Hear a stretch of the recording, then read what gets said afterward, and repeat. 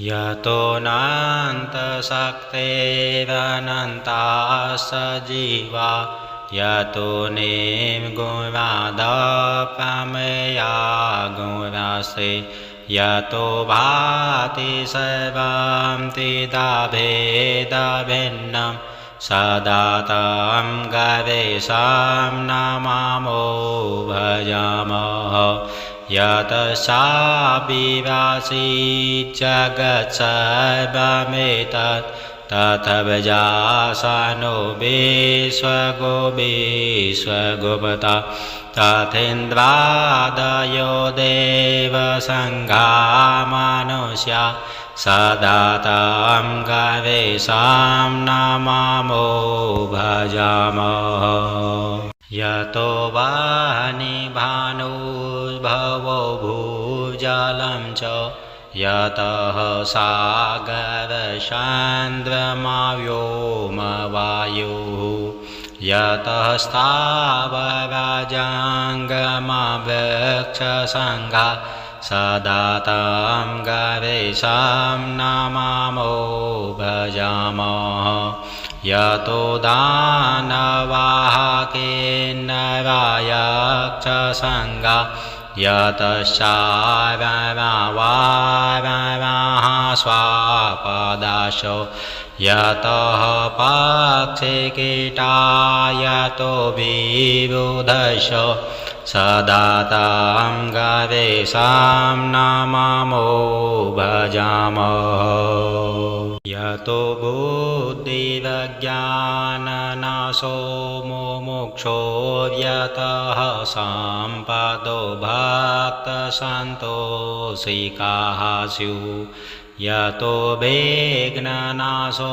यतः कार्यसिद्धिः सदा तं गवेषां नमामो भजामः यतः पुत्रसम्पद्यतो वाञ्छितार्थो यतो भक्तविघ्नास्तथानेकरूपाः यतः शोकमोहो यतः काम एव सदा तं गवेषां नमामो भजामः यतो अनन्तशक्तिः सशेषो बभूव धराधारविनेकरूपे च शक्तः यतो नेकधा स्वर्गलोकाहीनाना सदा तं गवेषां नमामो भजामः यतो वेदवाचो विकुण्ठा मनोभिः सदा नेति नेतीति यता ग्रन्थि परब्रह्मरूपं चिदानन्दभूतं सदा तं गवेषां नमामो भजामः यतो नान्तशक्तिरनन्तास्स जीवा यतो निर्गुणादप्रमेया गुणास्ते यतो भाति सर्वं त्रिधा सदा तं गवेषां नमामो भजामः यतश्चाभिवासी जगत्सर्वमेतत् तथैवजासनो विश्वगुप्ता तथेन्द्रादयो देवसङ्घा मनुष्या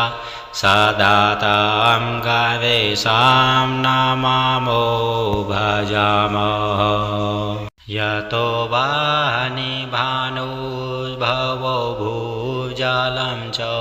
यतः सागरसान्द्रमव्योमवायुः यतः स्थावराजङ्गमवृक्षसङ्घा सदा तं गवेषां नमामो भजामः यतो दानवाहकेन्द्रयक्षसङ्घा यतश्चावयवावयवः स्वापदाशो यतः पक्षिकीटा यतो विबुधश सदा तं गवेषां नमामो भजामः यतो बुद्धिविज्ञाननाशो मुमुक्षो यतः सम्पदो भक्तसन्तोषिकाः स्युः यतो विघ्ननाशो यतः कार्यसिद्धिः सदा तं गवेषां नमामो भजामः यतः पुत्रसम्पद्यतो वाञ्छितार्थो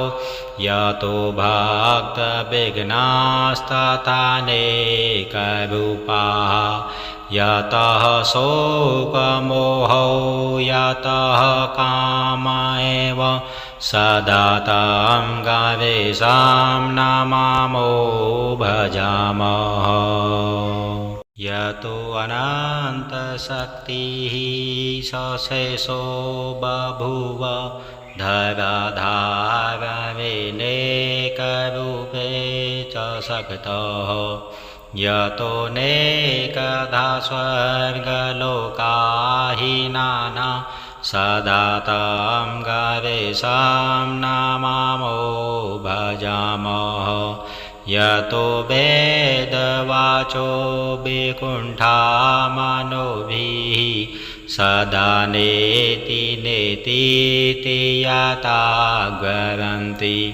परब्रह्मरूपं चिदानन्दभूतं सदा तं गवेषां नमामो भजामः यतो नान्तशक्तेरनन्ताः सजीवा यतो निर्गुणादप्रमेया गुणास्ते यतो भाति सर्वं त्रिधाभेदभिन्नं सदा तं गवेषां नमामो भजामः यतश्चाभिवासी जगत्सर्वमेतत् तथैवजासनो विश्वगो विश्वगुप्ता तथेन्द्रादयो देवसङ्घा मनुष्या सदा तं गवेषां नमामो भजामः यतो वानिभानुर्भवो भूजलं च यतः सागरसान्द्रमव्योमवायुः यतः स्थावरजङ्गमवृक्षसङ्घा सदा तं गवेषां नमामो भजामः यतो दानवाहकेन्नरायक्षसङ्घा यतश्चावयवावयवः स्वापदाशो यतः पक्षिकीटा यतो विबुधश सदा तं गवेषां नमामो भजामः यतो बुद्धिविज्ञाननाशो मुमुक्षो यतः सम्पदो भक्तसन्तोषिकाः स्युः यतो विघ्ननाशो यतः कार्यसिद्धिः सदा तं गवेषां नमामो भजामः यतः पुत्रसम्पद्यतो वाञ्छितार्थो यतो भक्तविघ्नास्तथानेकरूपाः यतः शोकमोहो यतः काम एव सदा तं गवेषां नमामो भजामः यतो अनन्तशक्तिः सशेषो बभूव धर्मधारविनेकरूपे च शक्तः यतो नेकधा स्वर्गलोका हि नाना सदा तं गवेषां नमामो भजामः यतो वेदवाचो विकुण्ठा मनोभिः सदा नेति नेतीति यता गरन्ति परब्रह्मरूपं चिदानन्दभूतं सदा तं गवेषां नमामो भजामः यतो नान्तशक्तिरनन्ताः सजीवा यतो निर्गुणादप्रमेया गुणास्ते यतो भाति सर्वं त्रिधाभेदभिन्नं सदा तं गवेषां नमामो भजामः यतश्चाभिवासी जगत्सर्वमेतत् तथैवजासनो विश्वगो विश्वगुप्ता तथेन्द्रादयो देवसङ्घा मनुष्या सदा तं गवेषां नमामो भजामः यतो वानिभानुर्भवो भूजलं च यतः सागरसान्द्रमाव्योमवायुः यतः स्थावरजङ्गमवृक्षसङ्घा सदा तं गवेषां नमामो भजामः यतो दानवाहकेन्नरायक्षसङ्घा यतश्चारणावारणाः स्वापदाशो यतः पक्षिकीटा यतो विबुधश सदा तं गवेषां नमामो भजामः यतो बुद्धिरज्ञाननाशो मुमुक्षो यतः सम्पदो भक्तसन्तोषिकाः स्युः यतो विघ्ननाशो यतः कार्यसिद्धिः सदा तं गवेषां नमामो भजामः यतः पुत्रसम्पद्यतो वाञ्छितार्थो यतो भक्तविघ्नास्तथानेकरूपाः यतः शोकमोहो यतः काम एव सदा तं गवेषां नमामो भजामः यतो अनन्तशक्तिः सशेषो बभूव धराधारविनेकरूपे च शक्तः यतो नेकधा स्वर्गलोका हि नाना सदा तं गवेषां नमामो भजामः यतो वेदवाचो विकुण्ठा मनोभिः सदा नेति नेतीति यता गरन्ति परब्रह्मरूपं चिदानन्दभूतं सदा तं गवेषां नमामो भजामः यतो नान्तशक्तिरनन्ताः सजीवा यतो निर्गुणादप्रमेया गुणास्ते यतो भाति सर्वं त्रिधाभेदभिन्नं सदा तं गवेषां नमामो भजामः यतश्चाभिवासी जगत्सर्वमेतत् तथव्यासानो विश्वगुप्ता तथेन्द्रादयो देवसङ्घा मनुष्या सदा तं गवेषां नमामो भजामः यतो वानि भानुर्भवो भूजलं च यतः सागरसान्द्रमव्योमवायुः यतः स्थावराजाङ्गमवृक्षसङ्घा सदा तं गवेषां नमामो भजामः यतो दानवाहकेन्नरायक्षसङ्घा यतश्चावरवारवाः स्वापदाशो यतः पक्षिकीटा यतो विबुधशो सदा तं गवेषां नमामो भजामः यतो बुद्धिर्ज्ञाननाशो मुमुक्षो यतः सम्पदो भक्तसन्तोषिकाः स्युः यतो विघ्ननाशो यतः कार्यसिद्धिः सदा तं गवेषां नमामो भजामः यतः पुत्रसम्पद्यतो वाञ्छितार्थो यतो भक्तविघ्नास्तथानेकरूपाः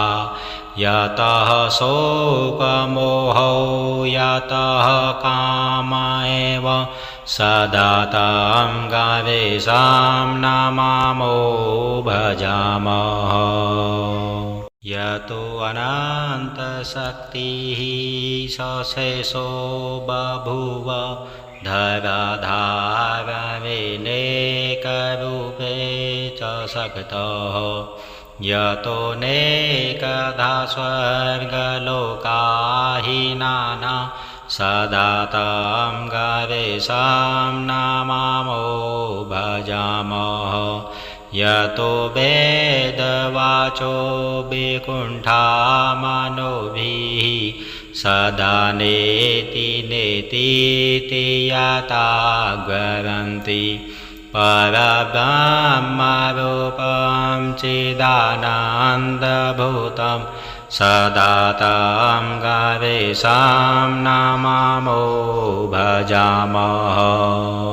यतो नान्तशक्तेरनन्ताः सजीवा यतो निर्गुणादप्रमेया गुणास्ते यतो भाति सर्वं त्रिधा सदा तं गवेषां नमामो भजामः यतश्चाभिवासीत् जगत्सर्वमेतत् तथव्यासानो विश्वगुप्ता तथेन्द्रादयो देवसङ्घा मनुष्या सदा तं गवेषां नमामो भजामः यतो वानि भानुर्भवो भूजलं च यतः सागरसान्द्रमव्योमवायुः यतः स्थावराजाङ्गमवृक्षसङ्घा सदा तं गवेषां नमामो भजामः यतो दानवाहकेन्नरायक्षसङ्घा यतश्चावरवारवाः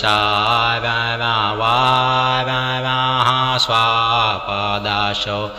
यतः पक्षिकीटा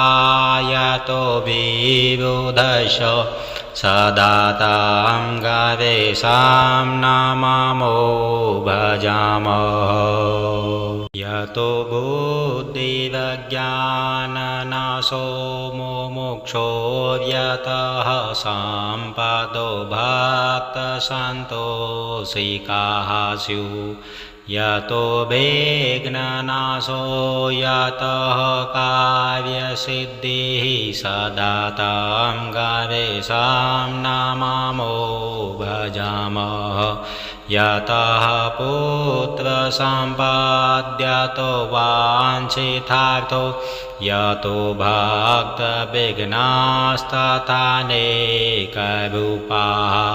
यतः शोकमोहो यतः काम एव सदा तं गणेशं नमामो भजामः यतो अनन्तशक्तिः सशेषो बभूव धराधारविनेकरूपे च शक्तः यतो नेकधा स्वर्गलोकाहि नाना सदा तं गणेशं नमामो भजामः यतो वेदवाचो विकुण्ठामनोभिः सदा नेति नेतीति यथा परब्रह्मरूपं चिदानन्दभूतं सदा तं गणेशं नमामो भजामः यतो नान्तशक्तिरनन्ताः सजीवा यतो निर्गुणादप्रमेया गुणास्ते यतो भाति सर्वं त्रिधाभेदभिन्नं सदा तं गणेशं नमामो भजामः यतश्चाभिवासी जगत्सर्वमेतत् तथैवजासनो विश्वगो विश्वगुप्ता तथेन्द्रादयो देवसङ्घा मनुष्या सदा तं गणेशं नमामो भजामः यतो वानिभानुर्भवो भूजलं च यतः सागरसान्द्रमव्योमवायुः यतः स्थावरजङ्गमवृक्षसङ्घा सदा तं गणेशं नमामो भजामः यतो दानवाहकेन्नरायक्षसङ्घा यतश्चारणावारणाः स्वापदाशो यतः पक्षिकीटा यतो विबुधश सदा तं गणेशं नमामो भजामः यतो बुद्धिरज्ञाननाशो मुमुक्षो यतः सम्पदो भक्तसन्तोषिकाः स्युः यतो विघ्ननाशो यतः कार्यसिद्धिः सदा तं गणेशं नमामो भजामः यतः पुत्रसम्पद्यतो वाञ्छितार्थो यतो भक्तविघ्नास्तथानेकरूपाः यतः शोकमोहो यतः काम एव सदा तं गणेशं नमामो भजामः यतो अनन्तशक्तिः सशेषो बभूव धराधारविनेकरूपे च शक्तः यतो नेकधा स्वर्गलोकाहि नाना सदा तं गणेशं नमामो भजामः यतो वेदवाचो विकुण्ठामनोभिः सदा नेति नेतीति यताग्वरन्ति परब्रह्मरूपं चिदानन्दभूतं सदा तं गवेषां नमामो भजामः यतो नान्तशक्तिरनन्ताः जीवा यतो निर्गुणादप्रमेया गुणास्ते यतो भाति सर्वं त्रिधा-भेदभिन्नं सदा तं गवेषां नमामो भजामः यतश्चाभिवासीत् जगत्सर्वमेतत् तथैवजासनो विश्वगुप्ता तथेन्द्रादयो देवसङ्घा मनुष्या सदा तं गवेषां नमामो भजामः यतो वानिभानुर्भवो भूजलं च यतः सागरसान्द्रमव्योमवायुः यतः स्थावरजङ्गमवृक्षसङ्घा सदा तं गवेषां नमामो भजामः यतो दानवाहकेन्नरायक्षसङ्घा यतश्चारणावारणाः स्वापदाशो यतः पक्षिकीटा यतो विबुधश्च सदा तं गवेषां नमामो भजामः यतो बुद्धिरज्ञाननाशो मुमुक्षो यतः सम्पदो भक्तसन्तोषिकाः स्युः यतो विघ्ननाशो यतः कार्यसिद्धिः सदा तं गवेषां नमामो भजामः यतः पुत्रसम्पद्यतो वाञ्छितार्थो यतो भक्तविघ्नास्तथानेकरूपाः यतः शोकमोहो यतः काम एव सदा तं गवेषां नमामो भजामः यतो अनन्तशक्तिः सशेषो बभूव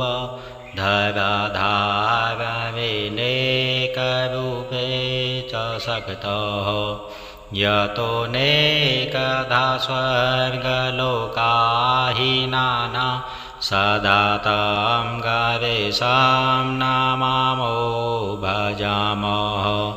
यतो वेदवाचो विकुण्ठा मनोभिः सदा नेति नेतीति यताग्वरन्ति परब्रह्मरूपं चिदानन्दभूतं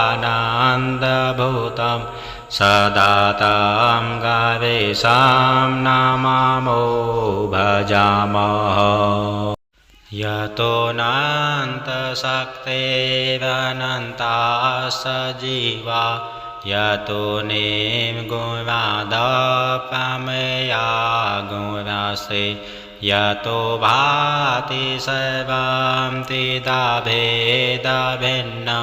सदा तं गवेषां नमामो भजामः यतश्चाभिवासीत्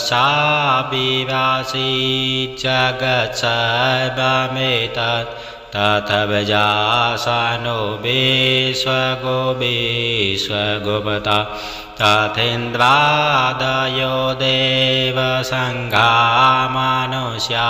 सदा तं गवेषां नमामो भजामः यतो वानिभानुर्भवो भूजलं च यतः सागरसान्द्रमव्योमवायुः यतः स्थावराजाङ्गमवृक्षसङ्घा सदा तं गवेषां नमामो भजामः यतो दानवाहकेन्नरायक्षसङ्गा यतश्चारवारवाः स्वापदाशो यतः पक्षिकीटा यतो विबुधश सदा तं गवेषां नमामो भजामः यतो बुद्धिरज्ञाननाशो मुमुक्षो यतः सम्पदो भक्तसन्तोषिकाः स्युः यतो विघ्ननाशो यतः कार्यसिद्धिः सदा तं गवेषां नमामो भजामः यतः पुत्रसम्पद्यतो वाञ्छितार्थो यतो भक्तविघ्नास्तथानेकरूपाः यतः शोकमोहो यतः काम एव सदा तं गवेषां नमामो भजामः यतो अनन्तशक्तिः सशेषो बभूव धराधारविनेकरूपे च शक्तः यतो नेकधा स्वर्गलोकाहीनाना सदा तं गवेषां नमामो भजामः यतो वेदवाचो विकुण्ठामनोभिः सदा नेति नेतीति याताग्रन्ति परब्रह्मरूपं चिदानन्दभूतं सदा तं गवेषां नमामो भजामः।